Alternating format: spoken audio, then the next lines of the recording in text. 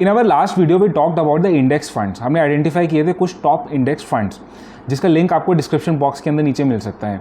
तो उस वीडियो के बाद काफ़ी सारे व्यूअर्स को हमारे से क्वेश्चंस आए थे कि हमें फाइनली इंडेक्स फंड के अंदर इन्वेस्ट करना चाहिए या लार्ज कैप फंड्स के अंदर इन्वेस्ट करना चाहिए या दोनों ही फंड्स के अंदर इन्वेस्ट करना चाहिए।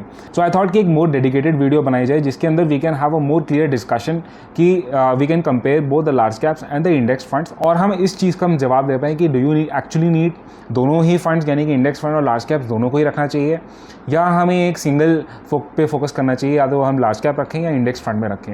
हेलो फ्रेंड्स, मैं हूं आपका दोस्त Pratik Jain from the channel simply money, and if you are coming for the first time to this channel kindly subscribe to it.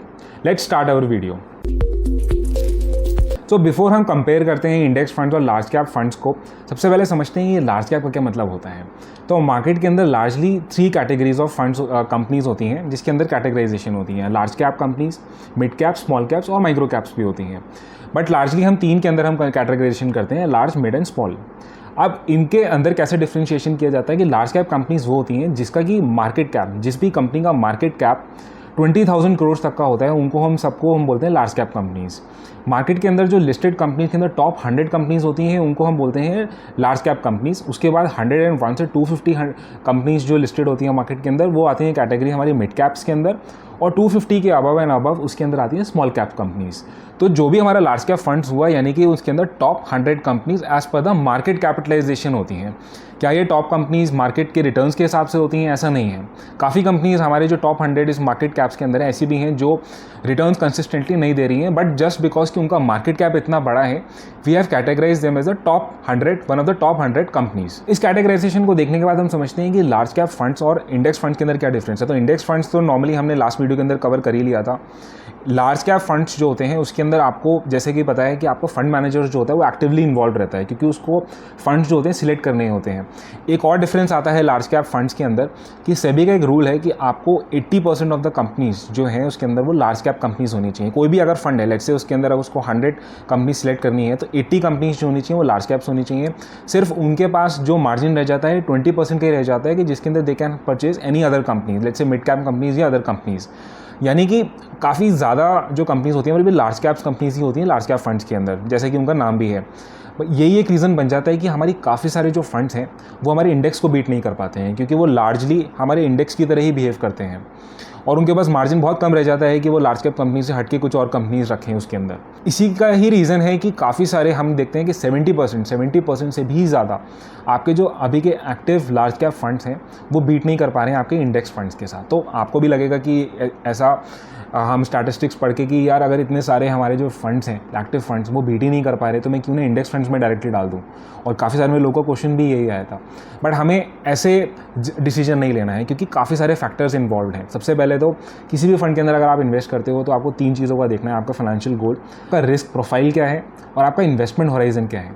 ये सारे फैक्टर्स को देखने के बाद प्लस कई सारे ऐसे फंड्स हैं जो बीट भी कर रहे हैं इंडेक्स को और कई ऐसे फंड्स हैं जो बीट नहीं कर रहे हैं। तो इसका क्लियर आंसर नहीं है, इतना इजी आंसर नहीं है कि चलो मैं इंडेक्स फंड में डाल देता हूँ 70% तो हमारे बीट ही नहीं कर पा रहे हैं। मैं इसका अगर हम ऐसे ही करेंगे तो एक्टिव फंड्स की ज़रूरत ही क्या है, क्योंकि काफ़ी सारे फंड्स हैं लाइक आई टोल्ड यू जो आराम से बीट भी कर रहे हैं हमारे इंडेक्सेस को। इट्स जस्ट दैट कि हमें जानना है, हमें देखना है एक्टिवली मार्केट के अंदर अपने आप को मोर अवेयर करना है, देखने की वो कौन से फंड्स हैं, कौन से फंड है जिसके अंदर हमें पैसा डालना है अगर हम लार्ज कैप फंड्स के अंदर भी डाल रहे हैं इंडेक्स फंड के अंदर नहीं, और कौन सा ऐसा फंड है जिसके अंदर हम पैसा नहीं डालें उससे बेटर तो हम इंडेक्स में ही कर दें। तो हमें ये थोड़ा सा थॉट प्रोसेस अपना लगाना है, उसके बाद ही हमें डिसाइड करना है रादर देन ये स्ट्रेट अवे डिसाइड कर ले कि no index funds are better या फिर large cap funds are better. तो इस वीडियो को आज हम क्या करते हैं, इससे हम हमने एक एग्जाम्पल से समझेंगे जिसके अंदर हमने 2 फंड्स एक्टिव फंड्स हमने लिए हैं लार्ज कैप कैटेगरी के। एक ऐसा फंड है जो कंसिस्टेंटली बीट कर रहा है हमारे इंडेक्स फंड को, और एक ऐसा फंड है जो कंसिस्टेंटली बीट नहीं कर पा रहे लॉन्ग टर्म के अंदर हमारे इंडेक्स को। और हम कंपेयर करेंगे इन 2 लार्ज कैप्स को हमारे निफ्टी 50 के इंडेक्स फंड के यूटीआई निफ्टी 50 इंडेक्स फंड के साथ। तो आइए कंपैरिजन स्टार्ट करते हैं। हमने क्या किया है, यहाँ पे 3 फंड्स लिए हैं जैसे like I told you. One is Canara Robeco blue chip equity fund, next is the Kotak blue chip equity fund and the UTI Nifty 50 index. हम इन 3 कंपेयर करेंगे, इन 3 फंड्स को आपस में कंपेयर करेंगे और तब देखेंगे कि हमें कौन सा फंड लेना चाहिए, सिलेक्ट करना चाहिए। तो कैनरा रोबेको को अगर हम देखें हम कौन कौन से हमने पैरामीटर्स लिए हैं, फंड की age, AUM, risk measures and analyzed returns. हम अगर फंड की एज देखते हैं तो ऑलमोस्ट सबकी एज सिमिलर है, 9 years and 5 months हो चुके हैं सबको। अगर हम AUM साइज़ भी देखते हैं तो कंसिडरेबल अमाउंट ऑफ मनी है सारे ही फंड्स के अंदर। रिस्क पैरामीटर्स अगर हम कंपेयर करते हैं कैनरा रोबेको और कोटक के अंदर, तो एज यू कैन सी यहाँ पे कोटक जो है वो सारे पैरामीटर्स, चाहे वो standard deviation, alpha, beta, Sharpe ratio, सारे ही 4 पैरामीटर्स के अंदर वो बीट नहीं कर पा रहे हमारे कैनरा रोबेको। हमने यहाँ पे इन चीज़ के पैरामीटर्स नहीं लिए हैं क्योंकि we are comparing only between these two for at least for the risk parameters, क्योंकि निफ्टी का तो हमें पता है कि रिस्क उतना ही इन्वॉल्व है जितना कि हमारा निफ्टी एक किसी भी इंडेक्स के अंदर इन्वॉल्व है। एंड अगर हम रिटर्न्स के अंदर देखते हैं, मोस्ट इंपॉर्टेंट, अगर हम यहाँ रिटर्न्स के अंदर कैलकुलेट करके देखते हैं तो अगर हम देखें यहाँ पे हमारे निफ्टी 50 के अंदर क्लोज टू 10.5 हमारे रिटर्न्स आए हैं 3 years एंड 5 years के अंदर। और अगर हम देखते हैं 3 years के अंदर तो कंसिडरेबली हमारे दोनों ही फंड्स जो लार्ज कैप फंड्स हैं उन्होंने बीट किया है। बट 5 year रिटर्न्स के अंदर हम देखते हैं तो कोटक ब्लू चिप ने बीट नहीं किया है। इनफैक्ट हमारा जो UTI निफ्टी है वो आराम से बीट कर रहा है हमारे कोटक ब्लू चिप को। तो let's compare them through the long term chart. What I have done is कि हम यहाँ पे 5 years का हमने चार्ट लिया है। As you can see Canara Robeco is represented by the blue line. Over the years, चाहे वो हमारा बुल फेज हो या हमारा जो बियर फेज हो यहाँ पे कोविड के टाइम पे भी, तो as you can see Canara Robeco ने ईजिली बीट किया है।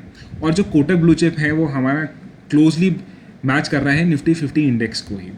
तो again emphasizing the same point कि आपको ऐसा फंड लेना है जो ईजिली कंसिडरेबल अमाउंट से हमारा जो है 50 निफ्टी इंडेक्स को बीट करे।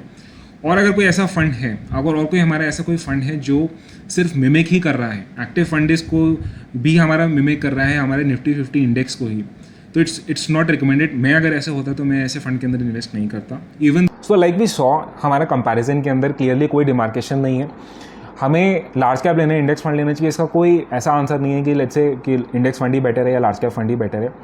वो डिपेंड करता है कि आप कौन सा लार्ज कैप फंड ले रहे हो। कंपैरिजन करना है आपको एक्टिवली, तब देखना है कि कौन सा फंड आपको सिलेक्ट करना है।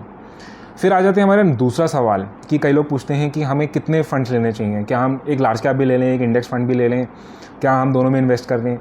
तो आइडियली अगर आप ऐसा करेंगे तो आपका काफ़ी सारा जो है ओवरलैपिंग हो जाएगी, क्योंकि जैसे like I told you, large cap funds के अंदर मोस्टली सारी कंपनीज लार्ज कैप कंपनीज ही होती हैं लार्ज कैप फंड के अंदर।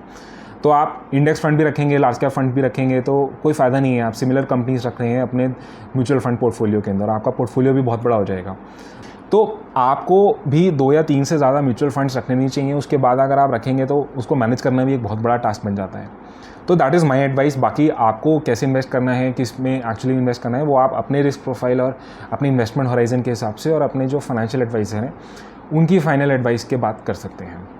तो अगर आप इसके बाद भी अगर आपको कोई डाउट्स होते हैं तो आप काइंडली कमेंट बॉक्स के अंदर नीचे मेंशन कर सकते हैं, ताकि मैं फर्दर वीडियोज़ के अंदर हम इसको डिस्कस कर लेंगे।